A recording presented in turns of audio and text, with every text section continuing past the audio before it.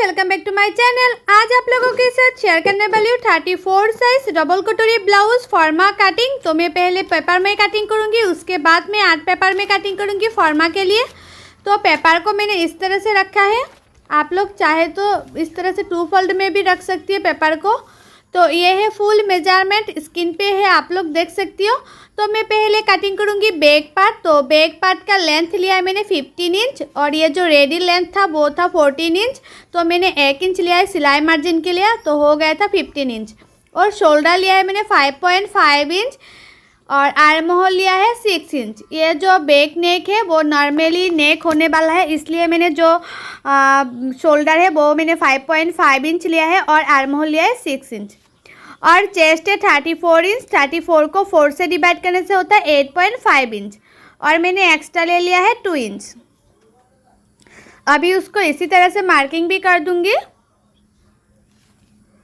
और back side में arm hole की गुलाई के लिए मैंने 1.5 इंच ले लिया तिरछा करते हुए। और जो आर्म होल है, आर्म होल की मिडिल से इसी तरह से गुलाई का शेप दे दिया।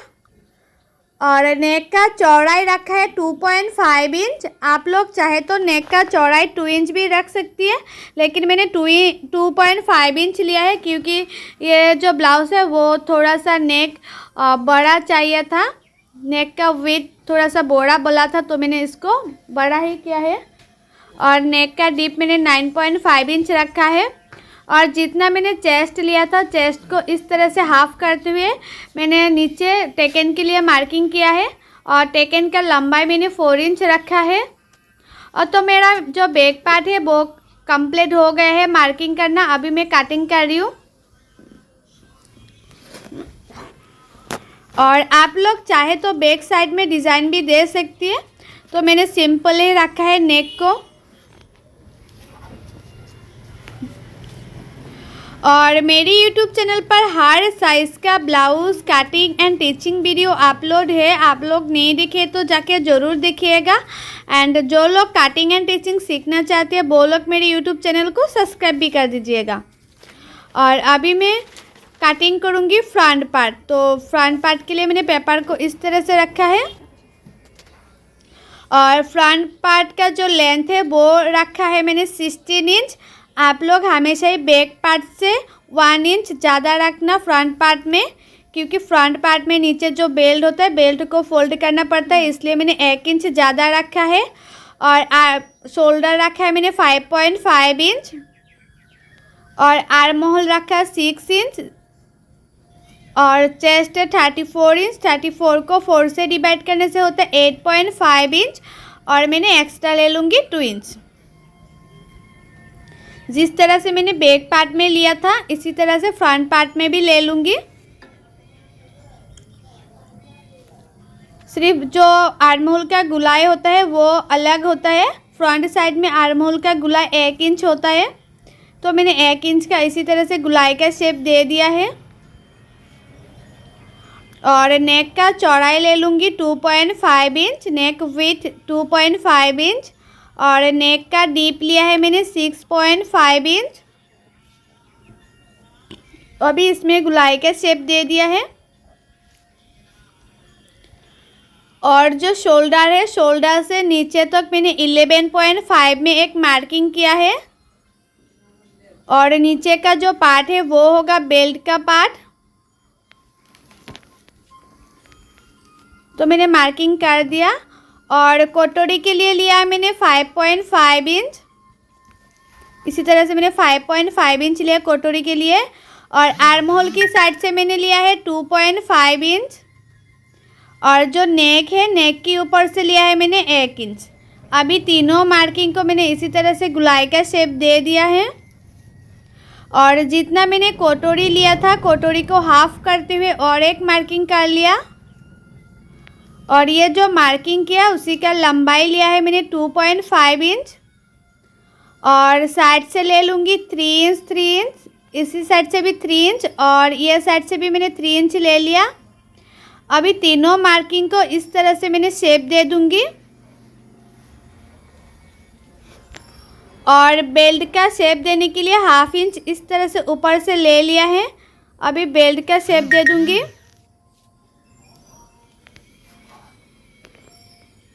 तो मेरा ये जो फ्रंट पार्ट है वो मार्किंग करना कंप्लीट हो गया है। अभी मैं कटिंग कर लूँगी। और मेरी फेसबुक पेज में भी अपलोड है कटिंग एंड टीचिंग वीडियो। तो जो लोग मेरे फेसबुक पेज में देख रही है वो लोग मेरे फेसबुक पेज को फॉलो कर देना कटिंग एंड टीचिंग सीखने के लिए।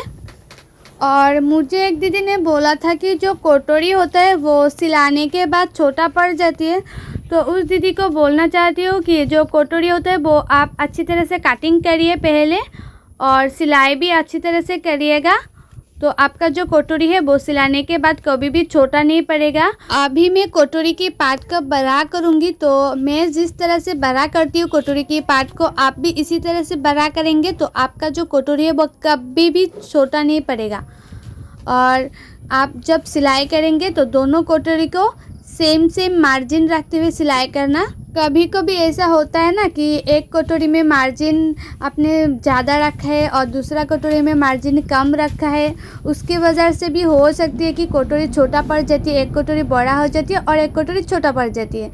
तो आप जब सिलाई करेंगे तो आप दोनों पार्टों में एक ही जैसे आप मार्जिन रखते हुए आप सिलाई करना, तो आपका जो कटोरी है वो कभी छोटा बड़ा नहीं होगा। तो मैंने ये जो फर्स्ट कटोरी है, फर्स्ट कटोरी को मैंने इसी तरह से रखा है और चारों ओर मैंने मार्किंग कर दिया है, आप देख सकती हो। और नीचे की साइड से मैंने 1 इंच बड़ा किया है। आप चाहे तो 1.5 इंच भी बड़ा कर सकते हैं, मतलब 1.5 इंच भी बड़ा कर सकते हैं नीचे की साइड से। और ऊपर की साइड से मैंने 1/2 इंच बड़ा किया है और नीचे की साइड से और 1 इंच बड़ा किया है इसी साइड से। आप लोग हमेशा ही ऊपर की साइड से 1/2 इंच बड़ा करना और नीचे की साइड से आप लोग चाहे तो 1 इंच या 1.5 इंच बड़ा कर सकती है। तो मैंने 1 इंच ही बड़ा किया है नीचे की साइड से, और भी नीचे की साइड से मैंने 1 इंच बड़ा किया है उसका शेप देने के लिए। और साइड से मैंने 1/2 इंच बड़ा किया है, ये साइड से भी 1/2 इंच बड़ा किया है। अभी जिस तरह से ये कटोरी का शेप है इसी तरह से मैंने शेप दे दूँगी। तो मैंने शेप देना हो गया है, अभी मैं उसको कटिंग भी कर लूँगी।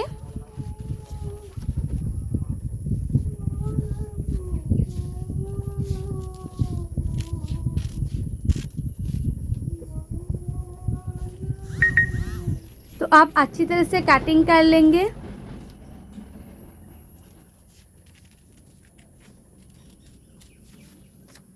तो मेरा ये जो फर्स्ट कटोरी है वो कटिंग करना कंप्लीट हो गया है। अभी उसको इस तरह से मेजरमेंट ले लिया है सेकंड कटोरी के लिए। तो मेजरमेंट में आया है 8 इंच। तो मैंने सेकंड कटोरी के लिए लंबाई में ले लूँगी 8 इंच। इस तरह से मैंने 8 इंच ले लिया है, मतलब चौड़ाई में 8 इंच लिया है और लंबाई में लिया है 4 इंच। और ये साइड से भी मैंने 4 इंच ले लिया है। अभी एक बॉक्स की तरह बना लूँगी और ऊपर की साइड से मैंने 1 इंच पे मार्जिन, मतलब छोटा सा मार्क कर दिया 1 इंच पे इस तरह से। और नीचे की साइड से मैंने 1/2 इंच पे और एक मार्जिन दे दिया है, मतलब मार्क कर दिया है। और नीचे की साइड से होगा बेल्ट का साइड, और ऊपर का जो साइड है वो जो फर्स्ट कटोरी है, कटोरी को मैंने इसी तरह से रखा है और उसका शेप दे दिया है। अभी मैं कटिंग कर रही हूँ सेकेंड कटोरी को। आप लोग भी इसी तरह से कटोरी को कटिंग करेंगे तो आपका जो कटोरी है वो कभी छोटा बड़ा नहीं होगा एंड फिनिशिंग के साथ फिटिंग होगा। तो कटिंग करके उसके बाद आप लोग एक बार इस तरह से चेक भी कर लेना कि सही तरीके से उसका शेप आया कि नहीं। तो मेरा ये जो कटोरी है वो बड़ा करना कंप्लीट हो गया है। अभी स्लीव कटिंग करना बाकी है। तो स्लीव के लिए जो बैक पार्ट है, बैक पार्ट को ऊपर से मैंने 1/2 इंच छोड़ते हुए मेजरमेंट ले रही हूँ। तो मेजरमेंट में आया है 9.5 इंच। तो स्लीव के लिए मैंने इसी तरह से रखा है पेपर को और 9.5 इंच में मैंने एक मार्किंग कर दिया। और स्लीव का लंबाई आप लोग जितना चाहे इतना रख सकते हो। तो मैंने स्लीव का लंबाई रखा है 8 इंच। अभी उसको इस तरह से भी मार्किंग कर दिया और जितना लंबाई रखती हो लंबाई से 3.5 में और एक मार्किंग कर देना। इसी मार्किंग को भी मैंने स्ट्रेट कर दिया है और इसी साइड से 2 इंच पे एक मार्किंग कर देना है और ऊपर की साइड से 1 इंच में और एक मार्किंग कर देना है। अभी दोनों मार्किंग को इस तरह से जुड़ना है और जो स्लीव होता है उसके गुलाई का शेप दे देना है। तो मैंने गुलाई का शेप दे दिया है और मुहरी है 5 इंच और मैं एक्स्ट्रा ले लूँगी 2 इंच। तो मैंने इसी तरह से शेप दे दिया है और 1 इंच इस तरह से मुहरी के लिए रखकर मैंने फोल्ड कर दिया है। अभी स्लीव को मैं कटिंग कर रही हूँ और आप लोग हमेशा इस स्लीव को 1/2 इंच अंदर रखते हुए कटिंग कर लेना। तो मैंने 1/2 इंच अंदर रखते हुए कटिंग कर लिया है कटोरी को, मतलब स्लीव को।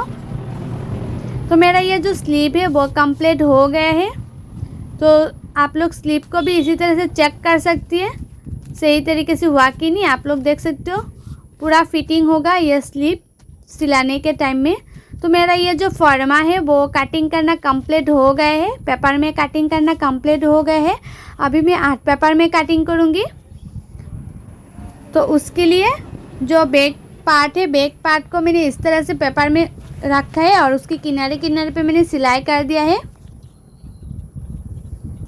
और कटोरी का जो 3 नंबर पार्ट है उसमें थोड़ा सा बड़ा करना है मार्जिन के लिए, सिलाई मार्जिन के लिए। और सारे पार्टों को मैंने इसी तरह से रख दूंगी। उसके बाद एक एक पार्ट को मैं काट कर लूँगी। और ये जो फॉर्मा है वो मुझे एक दीदी ने बोला था कि 34 से इसका डबल कटोरी का फॉर्मा देने के लिए, तो उसी दीदी के लिए मैंने फॉर्मा बनाया हुआ है। तो जो लोगों को कटिंग करने में दिक्कत आती है वो लोग इस तरह से फॉर्मा ऑर्डर भी कर सकती है। हर साइज़ का फॉर्मा अवेलेबल है। और फॉर्मा रखकर आप लोग ब्लाउज़ की कटिंग करेंगे तो जो ब्लाउज़ का फैब्रिक है बहुत ही कम लगता है और टाइम भी बहुत कम लगता है। तो मैंने एक एक पार्ट को इसी तरह से काट कर लिया है। तो आप देख सकते हो जो 3 नंबर पार्ट है उससे मैंने कटोरी की साइड से मैंने 2 सूत बढ़ा किया है। आप बढ़ा नहीं करेंगे फिर भी चलेगा, लेकिन करने से अच्छा है। जो लोग बिगिनर से न्यू हैं वो लोगों को तो पता नहीं होता है ना पहले कि कितना इंच मार्जिन रखते हुए सिलाना चाहिए। तो थोड़ा सा ज़्यादा रखते हुए सिलाई करेंगे तो कोई भी दिक्कत नहीं होगा। तो मेरा ये जो कटिंग है वो लगभग कंप्लीट हो गए है। सो आप लोगों को मेरा ये कटिंग का वीडियो अच्छा लगा है तो लाइक करना, शेयर करना और मेरे यूट्यूब चैनल को सब्सक्राइब भी कर देना। सो बाय, थैंक्स फॉर वॉचिंग। मिलते हैं नेक्स्ट वीडियो पे।